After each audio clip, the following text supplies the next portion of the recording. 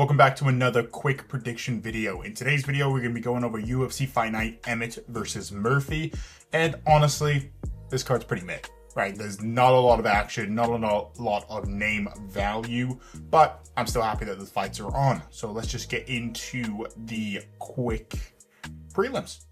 First, we have Vanessa Demopoulos taking on Tatilia Alencar. Both go suck. Bet the over rounds. That's the only thing I can say. Vanessa's kind of been gifted a lot of decisions in her career. She's not really good at really anything. Alencar, she sucks too. But she is good on the ground though. She's kind of position over submission, I would say. So she's pretty good at like holding people down. Her takedown accuracy though, 13%. What are we doing? The pick here is gonna be Alencar because I think if she can get the takedowns on Vanessa, she could find the submission either in like the second or third round, or realistically just be a boring decision. So bet the over round. I'm going with Alencar, but like 51% here. Like it's a 50-50. Obviously, as explained by the odds there. Next, Martin Badai taking on Uran, whatever his last name is. He was taking on Kennedy Nchukwu, Martin Badai was, but that fight is now cancelled apparently. So I'm going to go with Martin Badai. He's had a full training camp. We all know who he is. He's not really the most athletic kind of guy. Like, look at him. Yeesh. But he's all right. You know, he's got kind of good power, stay on the outside. His takedown defense is pretty decent. But that being said, he hasn't really been tested that much. And to be honest, if you're not in the top 5 of the heavyweight, you're kind of all schmucks anyway. But Martin Badai should get this done. Next, Victor Henry taking on Pedro Falcao. I don't know, man. Victor Henry should win, but can you really trust Victor Henry? Isn't he like 40 years old? 24-7, kind of tough record. Pedro, he's been away for a while, man. He's been away for like 2-3 years, I'm pretty sure. Sure, he has okay power, you know, okay submissions as well. He's not really that dangerous. Victor Henry, he's always throwing something. He's pretty busy. I mean, Victor Henry should win here, but Falcao, he's younger, but he's been away for a while, and especially being a striker himself, it's going to take a while for him to actually get in the flow of things. So Victor Henry, sure, I'll go with him, but not too confident. Luma Lookboomy taking on Estela Nunes. Estela Nunes is obviously coming back after, I believe, getting like power bombed on the fucking the Apex against the Russian chick there and broke her arm. But she's back, 6-5 within the UFC, tough run-ins. Luma Lookboomy. It's a weird name. She should be able to get the takedowns. Kind of simple as, obviously she's a negative 700, so 7-1. Just bet the over rounds. Obviously they're going to be juiced, but it's just going to go long. I don't think Luma's going to get a finish. Obviously she's quite undersized in this fight, so if Estela has worked on herself over this 2 years, who knows, right? Maybe that negative 700 maybe not be justified, you know, because Nunes, she does throw stuff out there, but Luma should get the takedowns. Luma should win, so kind of gotta go with her. Next, Rhys McKee taking on Daniel Frunza. Man, Rhys McKee is just not good, but he could be a good underdog here because neither's Daniel. You know, both guys are kind of KO or bust. Rhys McKee on the regional scene, he looked decent. Got into the UFC and just tough run. He's been losing. I think he's on like a 4-fight losing streak or something like that. 3-fight losing streak. Tough action. He throws a lot, but man, is he hittable. Like, Daniel should be the pick here. He technically is just the better fighter. He gets hit not as much as Rhys McKee does, and they both hold power. So realistically, like 1 + 1 = 2 here. But Rhys McKee in the second or third round, he could pick up some action. His cardio is good. Daniel Frunza's cardio is so-so. So, you know, this might be a live bet situation where, you know, during the second round, if we notice the tide swinging in Rhys McKee's favor, maybe throw some money at it. But the pick here is going to be Daniel just because he should win. Next, Diana Belbita taking on Dione Barbosa. Very similar names. Dione Barbosa is going to smoke. Simple as. Like, it's just look at the difference. Abs, no abs. Belbita doesn't really take her career seriously. Yeah, 15-9. That's tough.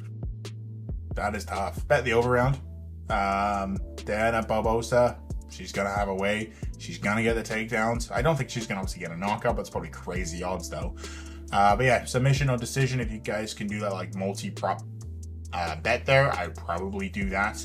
But yeah, no, Barbosa, pretty straightforward. She's gonna be the pick. She's just a better fighter literally everywhere.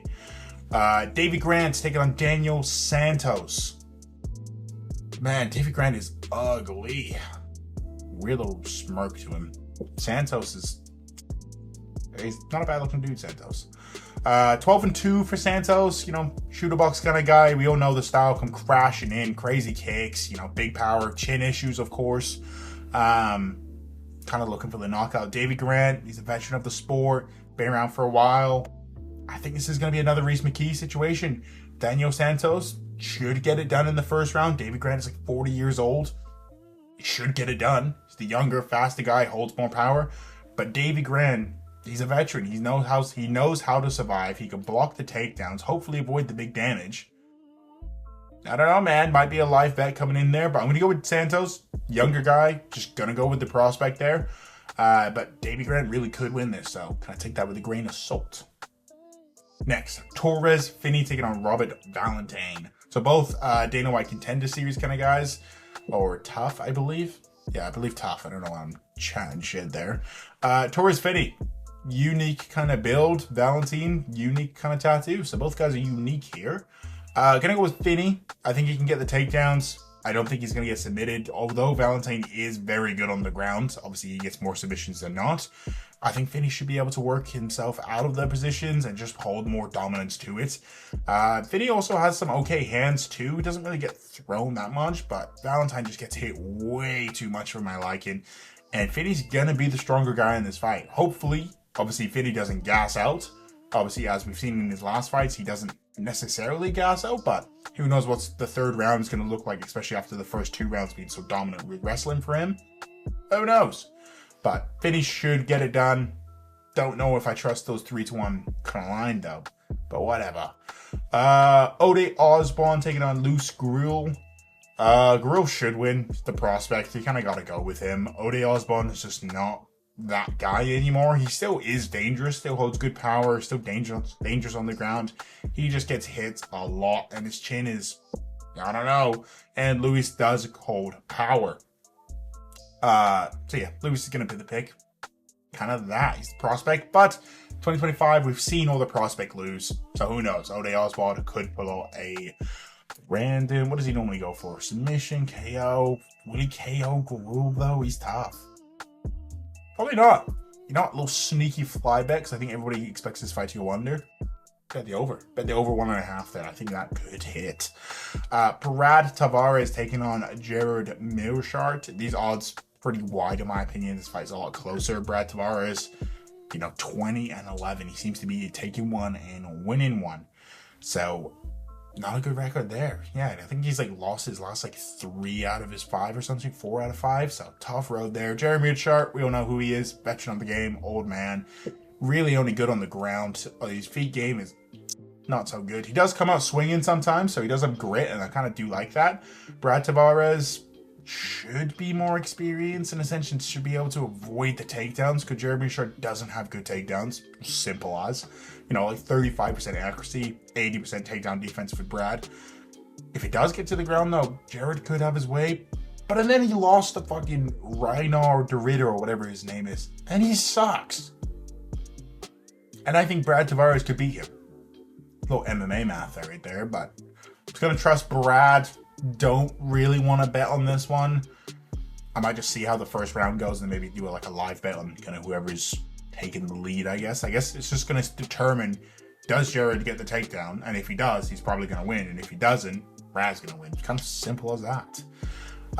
Next, we have Cortavius Romanos. It's a sick name. Chang Ho Lee. So a sick name. Gonna go with Chang. 50-50. 50-50. Both guys want to wrestle. Both guys are kind of wild on the feet. I just like the fact that Chang Ho Lee gets hit far less than Cortavius does. And also, Chang Ho Lee is semi-proven within the UFC, but yeah, I don't know. I like Chang Ho Lee. Good wrestling as a background and just holds more power than Cortavius. So Chang Ho Lee could be a value play there, but honestly, 50-50, pick your side. Co-main event. Pat Sabatini taking on Joe Henderson. Burrito. I fuck with Burrito. Burrito's going to get this done. You know, he's a wild man, swings hard, tough as nails, great wrestling. Pat Sabatini, he can get knocked out, and sure, the submission threat is there. Joannis and Burrito's been in a submission threat pretty much all his career, right? We all saw against the Jonathan Pierce. He was down on the ground, almost got submitted. He stayed calm, worked position to position, and he's the man. He doesn't freak out. And he holds big power too. And he's a wrestler himself. His jiu-jitsu is also great as well. I don't think Pat's going to get the takedown. I know once Pat is on your back, it is scary. Don't think he's that guy, though. I think Joannis Burrito is going to catch Pat Sabatini and knock his lights out. And if he doesn't, I'm sad, because I like Joannis Burrito. Main event. So super quick breakdown here. Obviously pretty undetailed, but whatever. I'm running late for time. Josh Emmett taking on Lerone Murphy.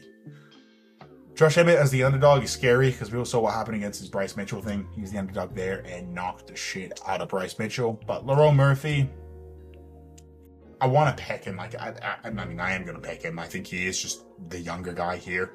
Obviously, he's the younger guy, but he's the more technical striker, realistically. He should be able to, you know, stay out of the way. The big Hail Marys coming from Josh Emmett that are quite readable. Especially for a more technical striker, I feel like they can read them a lot easier than somebody who like wrestles predominantly. So Murphy's the pick, but man, Murphy got dropped by Dan Ige.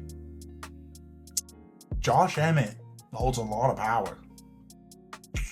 Murphy has the cardio, he has the footwork, small cage though, but as long as he avoids the big power from Emmett, Murphy should realistically be the pick, but man, it's like lingering in the back of my head, like, you know, Josh Emmett KO, Josh Emmett KO. So maybe like I'll sprinkle a little bit on that, but like Murphy should be the pick now. I feel like I'm like fighting with myself there, but yeah. Anyway, that was the quick card breakdown. Obviously, like and subscribe. Thanks for watching, and I will catch you in the next video.